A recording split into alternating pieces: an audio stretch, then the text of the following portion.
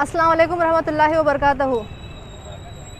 आज यहाँ पर पीसफुली प्रोटेस्ट करने का मकसद ये है, जो आज सुबह ही एक कोड ऑफ कंडक्ट लग गया है, जिसकी वजह से हम लोग पीसफुल प्रोटेस्ट कर रहे हैं, मेमोरेंडम दे रहे हैं डीसी साहब को। जिस तरह कर्नाटका के सीएम बोम्मई साहब ने जो मुसलमानों का 4% रिजर्वेशन था उसको रद्द किया गया, उसको रद्द करके जो लिंगायत और वक्कलगिरा है उनको दिया गया है। एक तो हमारी पॉपुलेशन के हिसाब से हमारा जो रिजर्वेशन था उसको बढ़ा देना चाहिए था, लेकिन अफसोस बीजेपी सरकार को ये 4% रिजर्वेशन भी चुभने लगा है। तो मैं पहले बात तो कड़ी मजम्मत करती हूँ जो हमारा रिजर्वेशन को हटा दिया गया है। आज मैं अगर यहाँ पर ठहर कर मेरे रिजर्वेशन के लिए मैं बात करती हूँ तो ये मेरा कॉन्स्टिट्यूशनल राइट है। अगर मैं आज यहाँ ठहर कर एक प्रोटेस्ट करती हूँ तो ये मेरा फंडामेंटल राइट है, इसको छीनने का अधिकार किसी को भी नहीं है। तो मैं बोम्मई साहब से डिमांड करती हूँ, जिस तरह आप हमारा रिजर्वेशन रद्द किया गया है उसी तरह हमें रिस्टोर करके दीजिए, उस तरह हमें वापस दीजिए, वरना हम रोडों पे उतर कर एहतजाज करेंगे। आज तो बस एक छोटा सा ट्रायल था, पिक्चर अभी बाकी है। बोम्मई साहब। साथियों, मैं सिराज शाब्दी, आज विधानसभा में हम लोग मौजूद हैं। मकसद यही था कि आज हम लोग जो प्रोटेस्ट कॉल आउट किए थे as a citizen of India resident of Kalaburagi के फोरम पे, जो रिजर्वेशन बीजेपी हुकूमत जो रिजर्वेशन जो स्क्रैप की जो हटाई तो उसको रीस्टोर करने के लिए ये प्रोटेस्ट रखा गया था। बहरहाल कोड ऑफ कंडक्ट होने की वजह से इस प्रोटेस्ट को कैंसिल करना पड़ा, बिकॉज एक तो चीज़ है, we have to respect police department and we have to respect the law and order all. तो हम लॉ एंड ऑर्डर को रेस्पेक्ट करते हुए इस प्रोटेस्ट को हम लोग कैंसिल किए। कैंसिल कर then we had a very long discussion with police department. उनसे बात होकर फाइनली वी डिसाइडेड के विल कम ऑन विधानसभा, और यहाँ पर आकर हम लोग सिर्फ डीसी को डिस्कस करके मेमोरेंडम देंगे और मेमोरेंडम के थ्रू हम जाहिर करेंगे that we are not okay with this policy. तो मैं ये बताना चाह रहा हूँ कि ये जो हुकूमत, बीजेपी हुकूमत या कांग्रेस हुकूमत, ये दोनों भाई बहन की तरह है। ये लोग ये सिर्फ लोगों को बेवकूफ़ बनाना चाह रहे। स्टेट एक ये आया मैसेज हमारे को कि जब रिजर्वेशन पॉलिसी जब आई, ये कैंसिल हुआ होने के बाद मीटिंग हुई हमारे उलमा करामों के, और ये डिसाइड फाइनल हो गया कि हम लोग विल टेक लीगल एक्शन। अगर आपको लीगल एक्शन ये चीज़ पे ही नज़र आई, आपको समझ यही नज़र आई, जब एंटी कन्वर्जन बिल पास हुआ जब कहाँ पे थे आपके लीगल एडवाइज़र्स, लीगल एक्शंस जब आप क्यों नहीं लिए? गौ रक्षा का बिल पास हुआ, कई सारे गौ रक्षा के नाम पे कई बच्चों के ऊपर अटैक हुआ, और रिसेंटली हलाल का झटका कट पे कई सारे कारोबार बंद हुए।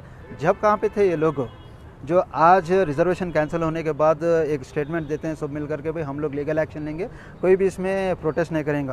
सी, हम लोग जो कौम की फ़िक्र कर फॉलो करते हम वो हमारा है। और जो इलेक्शन नज़दीक है, लिंगायत के वोट नहीं मिलते हैं, अगर हम ये प्रोटेस्ट करेंगे तो लिंगायत के वोट नहीं मिलते, वक्कलगा के वोट नहीं मिलते, ये सोच रखने वाले उलमा इकराम अगर है तो वो उलमा इकराम नहीं, वो सियासती उलमा इकराम है, और हम वो लोगों को फॉलो नहीं करते। मैं पहले भी बोला था, जब कभी भी कौम की बात आएंगी तो जूती की नोक पे रखते हैं हम पॉलिटिकल पार्टी को और वो पॉलिटिकल लीडर्स को जो हमारी कौम को बेचने की कोशिश करेंगे।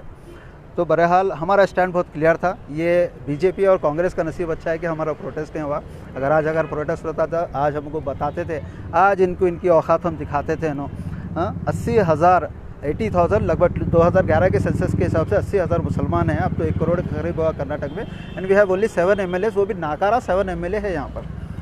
और ये MLA, कांग्रेस के MLA जाकर मिलकर ये डिसाइड करते हैं कि हम केस फाइल करेंगे, प्रोटेस्ट करें तो लिंगायत वोट अफेक्ट पड़ते हैं। तुम ऐसे शर्म, आप लोगों को शर्म आना चाहिए। जब ऐसे क्रिटिकल सिचुएशन में भी आप सियासत का और वोट का सोचते हैं, लिंगायत वोट सोच रहे, मगर मुसलमान के ऊपर क्या हो रहा हो, मुसलमान के वोट का तुम लोग नहीं सोच रहे। यकीनन तुम्हारे को अगर खैर पैसों की बुनियाद पर तुम इलेक्शन जीत जाएंगे, मगर अल्लाह के नज़दीक तुम लोग हारेंगे, और तुमको अल्लाह ही ज़िल्लत देने वाला है और बराबर ज़िल्लत उठाएंगे ये बार तुम लोग। और ये मत सोचो ये फ्रंट लीडरशिप जितनी भी चल रही, ये पूरे जो मफाद परस में आकर अपने वोट्स को देकर जो काम कर रहे, सेकंड लीडरशिप यहाँ पर कौम के लिए ठहरी हुई है। तुम अगर नहीं करेंगे तो सेकंड लीडरशिप हमारे से लोग बराबर रोड पर उतरेंगे और बराबर लड़ेंगे। JDS से ये जो 4% रिजर्वेशन आया, ये JDS से देवगौड़ा सर 1994 में रिजर्वेशन को लागू किए। ये 20 साल से रिजर्वेशन बढ़ाने की मांग कर रहे हैं, जब ये कांग्रेस और बीजेपी नहीं करी। कांग्रेस की भी सरकार थी कर्नाटक में, क्या ये लोग बढ़ाए? परसेंटेज नहीं बढ़ाए ये लोग चाहते ही नहीं हैं, क्योंकि ये लोग के लिए मुसलमान लिंगायत या वकल ये सब वोट बैंक है, दे विल यूज अस। जनाब नासिर हुसैन उस्ताद जो JDS से हैं और CM इब्राहिम साहब है, हडी कुमार स्वामी, JDS पार्टी ही इसके ख़िलाफ़ मजम्मत की ऑन पॉलिटिकल बैनर, और कर्नाटक में कई दूसरी जगह पॉलिटिकल बैनर पे ही हम लोग प्रोटेस्ट किए।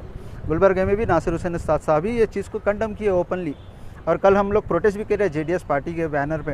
करके बताओ बोलो, कांग्रेस वालों के उनके पास दम है तो उनके फ्लैग पे कर बताओ बोलो। ये लोग नहीं करेंगे। ये लोग जब मुसलमान कौम की जब बात आएंगी ये लोग प्रोटेस्ट नहीं करेंगे, हिजाब की बातें आवाज़ नहीं उठाएंगे। ये सारे 7 मुसलमान कठपुतली हैं। इससे तो अच्छा है लोग रहना नहीं, इससे रिज़ाइन देना, और इससे इनसे तो बेहतर जो दूसरे हिंदू सेकुलर भाई है जो मुसलमानों के लिए ठहर रहे हैं और आवाज़ उठा रहे हैं।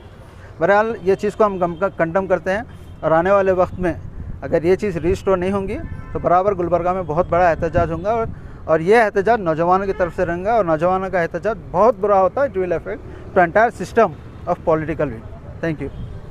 इधर माह रमज़ान मुबारक के मुक़द्दस महीने का आगाज़ हुआ, और उधर भारतीय जनता पार्टी की सरकार ने बसवराज बोम्मई जी ने जो कर्नाटका में OBC कोटा में जो 4% रिजर्वेशन मुसलमानों को हासिल था उसको ख़त्म करने का ऐलान किया।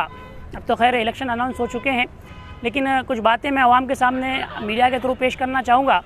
ये बताया गया कि रिजर्वेशन किसी को भी रिलीजियस बेस पे नहीं दिया जा सकता, मज़हब की बुनियाद पर रिजर्वेशन नहीं दिया जा सकता।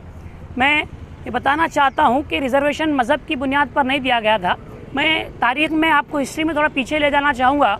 1918 में 1918 में जो उस वक्त मैसूर स्टेट था, मैसूर स्टेट के जो महाराजा थे कृष्णराज वाडियार, 1918 में उन्होंने एक कमीशन बनाया, एक मिलर कमीशन के नाम से उसको जाना जाता है, और उसमें ये सर्वे किया गया पूरे रिकॉर्ड के साथ, पूरे सर्वे के बाद, पूरे रिसर्च के बाद जब उस कमीशन ने अपनी रिपोर्ट पेश की तो उस वक्त भी 1918 में भी ये बताया गया था कि मुसलमान बैकवर्ड है, मुसलमान पसमानदा है, और बैकवर्ड क्लासेस के लिए उस वक्त भी रिजर्वेशन और स्कॉलरशिप को रिकमेंड किया गया था। उसके बाद 1919 में 1990 में तो चिन्नप्पा रेड्डी कमीशन ने भी मुसलमानों को जो है बैकवर्ड क्लास में काउंट किया, मुसलमानों को पसमानदा बताया, और उसके बाद 1994 में मुसलमानों को 2B कैटेगरी में शामिल किया गया, और उसी की बुनियाद पर मुसलमानों को रिजर्वेशन दिया गया था। पसमानदा होने की वजह से, बैकवर्ड होने की वजह से, मज़हब की बुनियाद पर नहीं दिया गया था। और हमारे वज़ीर आज़म सबका साथ सबका विकास का नारा लगाते हैं, सबके विश्वास की बात करते हैं, लेकिन इस मुल्क की सबसे बड़ी माइनॉरिटी जो कि बैकवर्ड है, और उसको उस बजाय इसके कि उसके अपलिफ्टमेंट के लिए कुछ काम किया जाता, बजाय इसके कि मुसलमानों के तरक्की के कुछ मंसूबे बनाए जाते, कुछ मुसलमानों की तरक्की की पॉलिसी बनाई जाती, उसके बजाय मुसलमानों का रिजर्वेशन कैंसिल करके जो है मुसलमानों को और बैकवर्ड करने की कोशिश की जा रही है, मुसलमानों को और पसमानदा करने की कोशिश की जा रही है, सिर्फ और सिर्फ अपने वोट बैंक के लिए, सिर्फ और सिर्फ अपने पॉलिटिकल एजेंडा के लिए। ये बहुत सीरियस मसला है, हमारे कौम को समझने की ज़रूरत है, क्योंकि शाहीन ग्रुप ऑफ इंस्टीट्यूशन के जो चेयरमैन है अब्दुल कदीर साहब, उन्होंने बताया कि रिजर्वेशन कैंसिल होने से 106 मेडिकल सीट का नुकसान मुसलमान बच्चों को उठाना पड़ेगा हर साल। तो ये एक मेडिकल सीट की बात है, उसके अलावा दीगर कोर्सेज में भी मुसलमानों को नुकसान उठाना पड़ेगा, सरकारी नौकरियों में मुसलमानों को नुकसान उठाना पड़ेगा। तो ये बड़े जो है सीरियसनेस उसके साथ उसका आवाज़ उठाने की ज़रूरत है। मैं तमाम मुसलमान लीडर्स से या जो उलमाए किराम है सबसे मैं गुजारिश करूंगा कि इसके लिए आवाज़ उठाएं, जिस तरह से भी कोशिश कर सकते हैं, जिस फोरम पर भी कोशिश कर सकते हैं, कोशिश करने की ज़रूरत है। न समझोगे तो मिट जाओगे हिंदी मुसलमानों, न समझोगे तो मिट जाओगे हिंदी मुसलमानों, तुम्हारी दास्तां तक भी न होगी दास्तानों में, तुम्हारी दास्तां तक भी न होगी दास्तानों में। खुदा हाफ़िज़।